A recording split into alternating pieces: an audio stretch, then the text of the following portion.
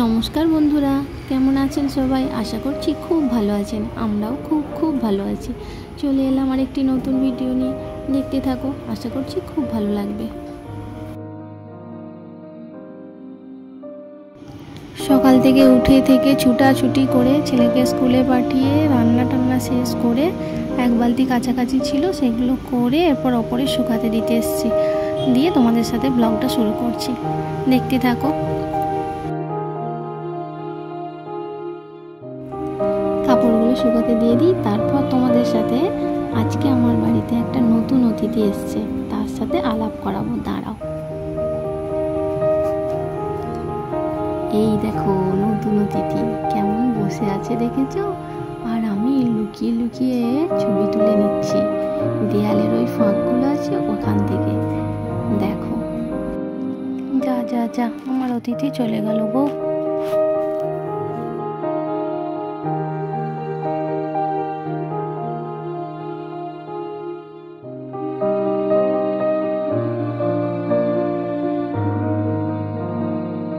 অনেক দিন হয়ে গেল চুলে তেল দেয়া হয়নি, চুলগুলো একেবারে খড়খড়ে ঝাঁটার মতো হয়ে গেছে, তাই একটু চুলে তেল দেবো আজকে।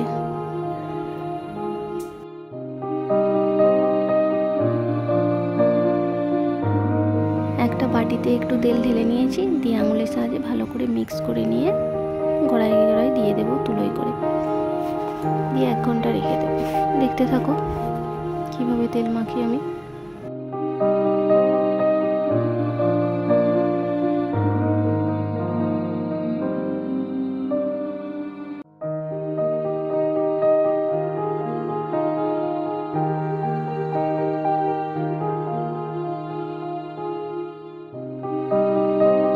আমার চুলে প্রচণ্ড জট হয়ে যায় একটুতেই।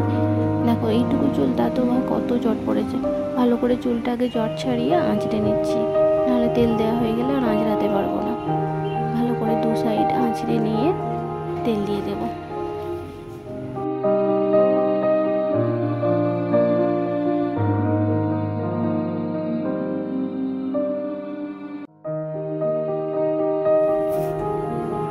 দেখো কত চুল উঠছে, এইটুকু চুল, তাও যদি সব উঠে যায় তাহলে তো মাথা ফাঁকাই হয়ে যাবে বলো। আগের ভিডিওগুলো দেখবে, আমার 1 ফিট চুল ছিল কোমর পর্যন্ত প্রায়। ডগটা এত সরু হয়ে গেছিলো, ওই জন্য কেমন লাগছিল। পুরী বেড়াতে গেছিলাম, তখন চুলটা কেটে ফেলেছি। আবার এখন কখন চুলটা বড় হবে।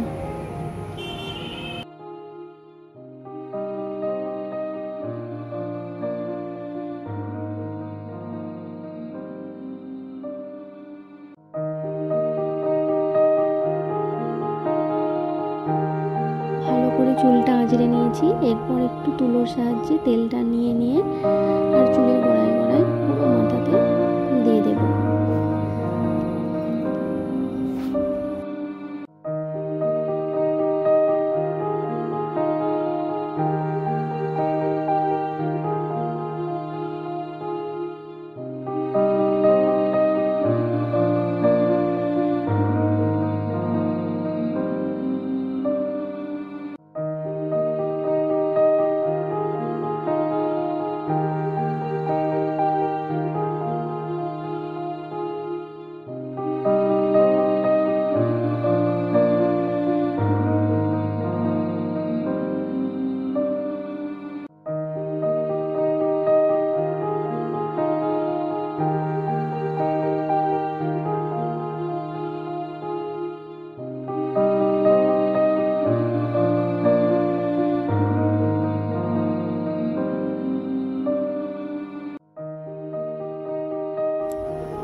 দেখো আমার তেল লাগানো হয়ে গেল গোড়াগুলোয়।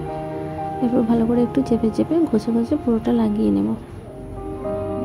এরপর চুলের ডগটাতেও দিয়ে দেবো একটু, যদিও দেওয়ার প্রয়োজন নেই, তবু আমি একটু দিয়ে দিচ্ছি, যেহেতু আমার চুলটা কড়কড়ে হয়ে গেছে, অনেকটা খড়খড়ে ঝাঁটার মতো লাগছে, তাই জন্য দিয়ে একটু চেপে চেপে মাসাজ করে নিচ্ছি, নিয়ে চুলটা তুলে রেখে দেবো।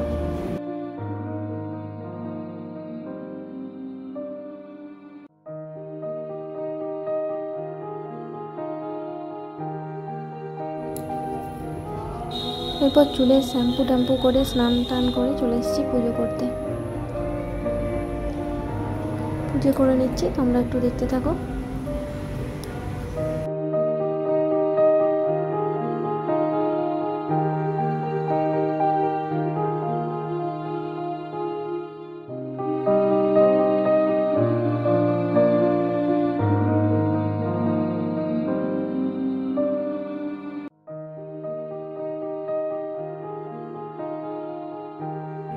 আজ দুপুরে মা একটু আসবে।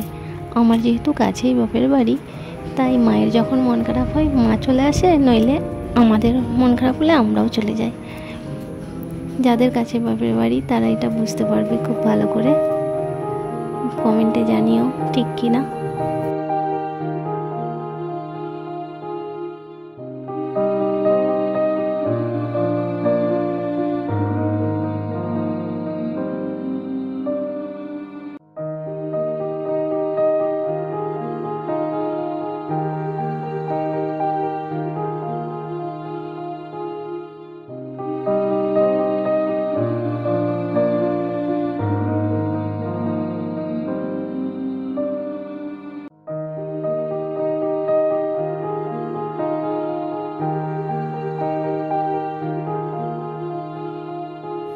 দেখো, তোমাদের সাথে কথা বলতে বলতে আমার মহাদেবকে স্নান করানো হয়ে গেল, আর এখানে গোপুসোনাকেও স্নান করিয়ে নতুন ড্রেস পরিয়ে আর ফুল দিয়ে সুন্দর করে সাজিয়ে দেবো।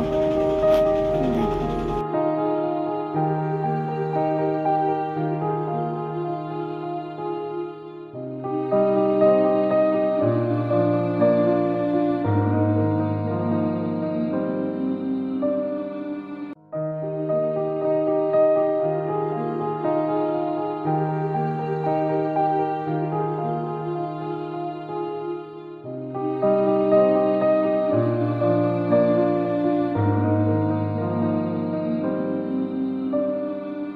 চলো তাহলে পুজোটা শেষ করে নিই, দেখতে থাকো।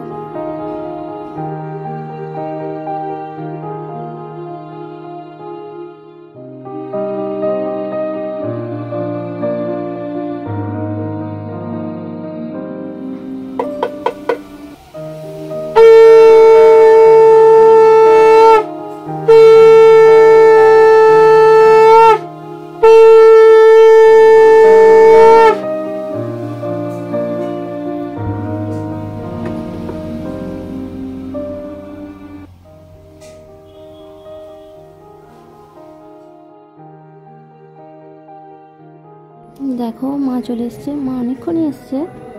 তারপর ওপরে চলে এসেছি, মায়ের চুলটা একটু কেটে দেবো। চুলটা অনেক লম্বা হয়ে গেছে, ডগটা সরু মতো হয়ে গেছে বলে মা বলছে চুলটা একটু কেটে দে। তাই আমিও চুলটা কেটে দেওয়ার জন্য বসে পড়লাম। মায়ের চুলটা এত সুন্দর, এক পিঠ চুল, দেখলেই মনে হয় যেন মা কালীর মতো।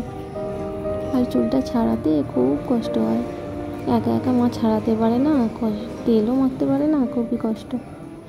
দেখো, আমি ছাড়িয়ে দিচ্ছি পুরো চুলটা।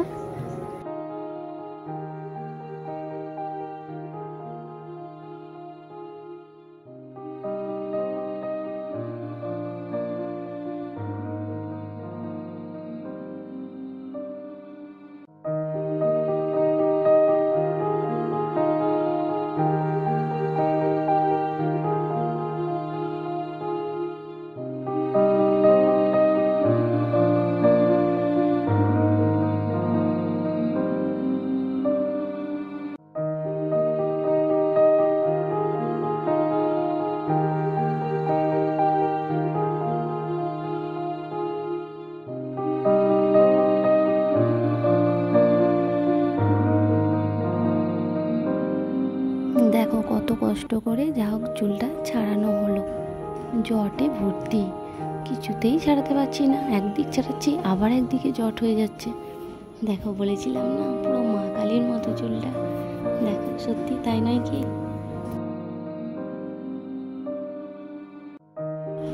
আমি মায়ের মেয়ে হলে কি হবে, মায়ের মতো চুল আমি পাইনি। মায়ের চুলটা সত্যি খুব সুন্দর, এখনো যেই দেখে সেই বলে চুলটা দারুণ সুন্দর।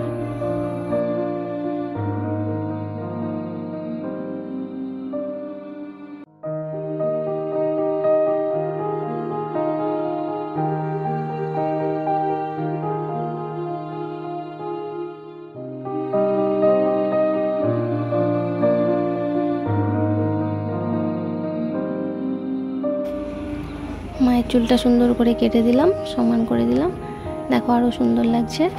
এরপর আমিও একটু চুলটা আঁচড়ে নিচ্ছি, যেহেতু শ্যাম্পু করেছিলাম চুলটা ভালো করে আঁচড়ানো হয়নি, তাই মা আর মেয়ে একটু বসে বসে গল্প করে নিলাম। তারপর নিচে চলে যাব। তোমাদের ভিডিওটা কেমন লাগলো জানিও, যদি ভালো লাগে তাহলে একটা লাইক করে দিও, আর চ্যানেলে যারা নতুন আছো চ্যানেলটি সাবস্ক্রাইব করে পাশে থেকো।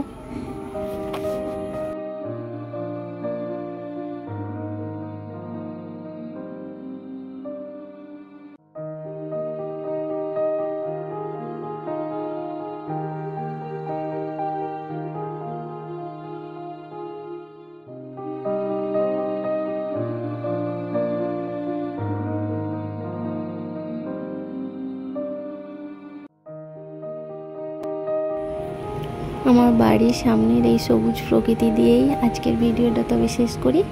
সবাই ভালো থেকো, সুস্থ থেকো, আবার দেখা হবে নেক্সট কোনো ভিডিওতে। ততক্ষণ সবাইকে টাটা।